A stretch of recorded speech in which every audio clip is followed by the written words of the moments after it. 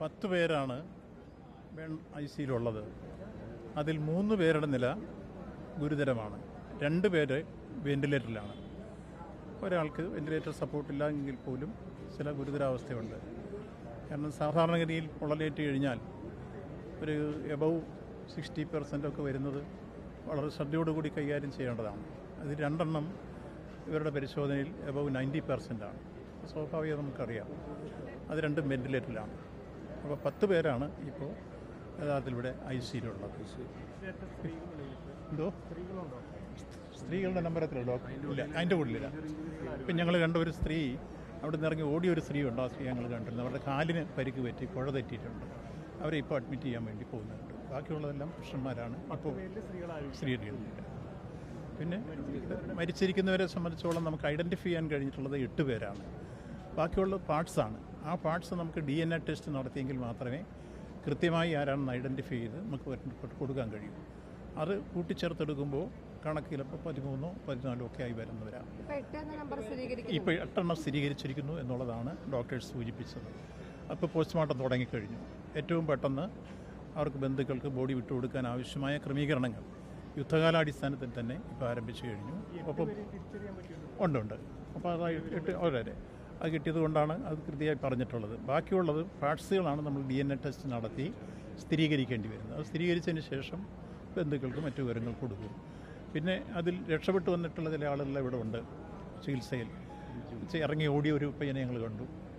തീ കണ്ടപ്പോഴേ ഇറങ്ങി ഓടി എന്ന് അദ്ദേഹം പറഞ്ഞു. അതുപോലെ സംഭവ സ്ഥലത്ത് പോയപ്പോൾ അവിടുത്തെ ആളുകൾ വിശദീകരിച്ച ചില വിവരങ്ങളുമുണ്ട്. അതെല്ലാം വെച്ച് നോക്കുമ്പോൾ ഇപ്പോൾ സ്ഥലം MLA നമ്മുടെ കൂടെ ഉണ്ട്. അദ്ദേഹം ആദ്യം മുതൽ തന്നെ അതിൻ്റെ എല്ലാ കാര്യങ്ങളും ഉണ്ടായിരുന്നു, കൃത്യമായി അത് ശ്രദ്ധിക്കുന്നുണ്ടായിരുന്നു. അപ്പോൾ ഇപ്പോഴും അവർ ഇടയ്ക്ക് തീ അണച്ചതിന് ശേഷം അങ്ങോട്ട് കയറിയപ്പോൾ വീണ്ടും ഒരു സ്ഫോടനം ഉണ്ടായി. അത്തരത്തിലുള്ള ഒറ്റപ്പെട്ട സംഭവങ്ങൾ ഇവിടെ ഉണ്ടായി എന്നുള്ളതാണ് അവിടെ നമ്മളെ പേടിപ്പെടുത്തുന്ന ഒരു കാര്യം.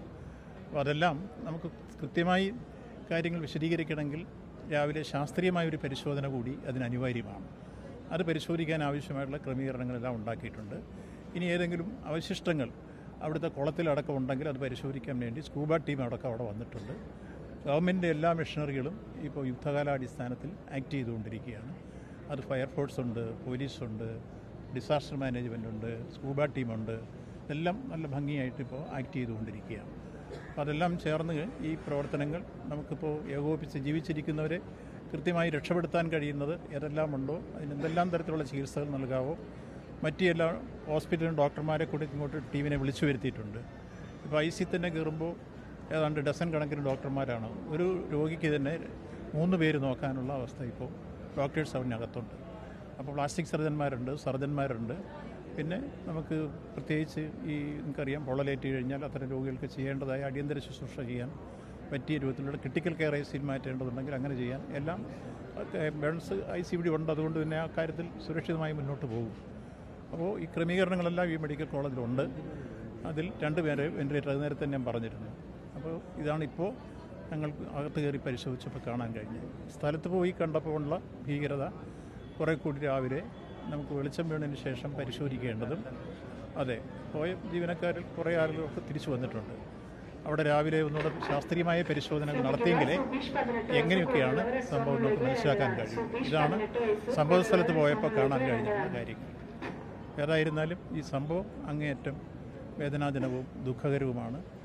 നമ്മളിൽ നിന്ന് വേർപെട്ടവരുടെ വേർപാടിൽ ഏറ്റവും വലിയ രൂപത്തിലുള്ള അഗാധമായ ദുഃഖം ഗവൺമെൻറ്റിന് വേണ്ടി രേഖപ്പെടുത്തുകയാണ്.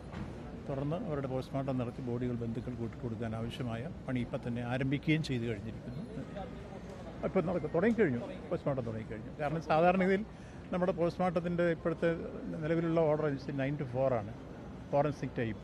അതൊന്നും നോക്കാതെ ഇപ്പോൾ ഇവിടെ തന്നെ നമ്മൾ കണ്ടു ഒരു മാസ് കാഷ്വാലിറ്റി കൈകാര്യം ചെയ്യുന്ന രംഗം ഈ മെഡിക്കൽ കോളേജ് മാതൃകാപരമായിട്ടാണ് ഈ മാസ് കാഷ്വാലിറ്റി കൈകാര്യം ചെയ്തിരിക്കുന്നത്. അത് അഭിനന്ദിക്കാതിരിക്കുക. എല്ലാ ഡോക്ടേഴ്സും ഇവിടെ അത്തരം സംഭവം ഉണ്ടായി എന്നുള്ള വിവരം മെസ്സേജ് കിട്ടിയപ്പോൾ തന്നെ എല്ലാ ഹെഡ് ഓഫ് ദി ഡിപ്പാർട്ട്മെൻറ്റും എല്ലാ ഡിപ്പാർട്ട്മെൻറ്റുകളും ഏകോപിപ്പിച്ച് അതിലെ സീപ്പർമാർ മുതൽ ഡോക്ടർമാർ വരെ ഉള്ളവർ ഒന്നിച്ചൊരു ടീമായി അണിനിരന്നപ്പോഴാണ് വളരെ പെട്ടെന്ന് എല്ലാവർക്കും ചികിത്സ കൊടുക്കാൻ കഴിഞ്ഞത്. അതേപോലെ തന്നെ വന്ന ബോഡികൾ ഇപ്പം തന്നെ കൃത്യമായി ഐഡൻറ്റിഫൈ ചെയ്തതൊക്കെ പോസ്റ്റ്മോർട്ടം നടത്താനുള്ള രൂപത്തിലേക്ക് രാത്രി തന്നെ അവർ ഈ കാര്യങ്ങൾ സാധാരണഗതി ചെയ്യാറില്ലാത്ത കാര്യം ഇപ്പോൾ ചെയ്തു തുടങ്ങിയിരിക്കുന്നു. ഇപ്പം ഞങ്ങൾ ആ പയ്യനോട് ചോദിച്ചപ്പോൾ പറഞ്ഞ വിവരമേ ഉള്ളൂ. ആ കൊച്ചു പറഞ്ഞത് ഒരു 42 പേര് കാണുമെന്നാണ് സൂചിപ്പിച്ചത്. ഒരു സംഭവം പക്ഷേ അതെല്ലാം കൃത്യമായി ഇനി നമുക്കതിൽ ഓരോന്നും കണക്കെടുത്ത് കിട്ടിയെങ്കിൽ അതുകൊണ്ട് ഞാൻ രാവിലെ തന്നെ അത് വിശദമായി അന്വേഷിച്ച് പറയാം. മറ്റൊന്ന് പറഞ്ഞ് ഒരാളെ കൂടെ ഐഡൻറ്റിഫൈ ചെയ്തുകൊണ്ട് അതെ കിട്ടിയത് അതിൽ നിന്ന് ഐഡൻറ്റിഫൈ ചെയ്തു ആളാരാണെന്ന്. അങ്ങനെയാണ് 8 എണ്ണം പറഞ്ഞത്. ബാക്കിയുള്ളത് പാർട്സാണ്. അതോട് നോക്കി DNA ടെസ്റ്റ് നടത്തിയതിന് ശേഷം സ്ഥിരീകരിക്കും. അല്ല, മറ്റ് ചെറിയ ചെറിയ പരിക്ക് പറ്റിയുള്ള വേറെ ഉണ്ട്. ഞങ്ങൾ ICയിലുള്ള 10 പേരുടെ കാര്യമാണ് പറഞ്ഞത്. എന്തോ ആദ്യം അവിടുത്തെ പ്രാഥമിക ആശുപത്രിയിൽ കയറി ചെറിയ പരിക്കുള്ളവരെ കാണിക്കാൻ വേണ്ടി പോയിരുന്നതായി ഇവർ സൂചിപ്പിച്ചു.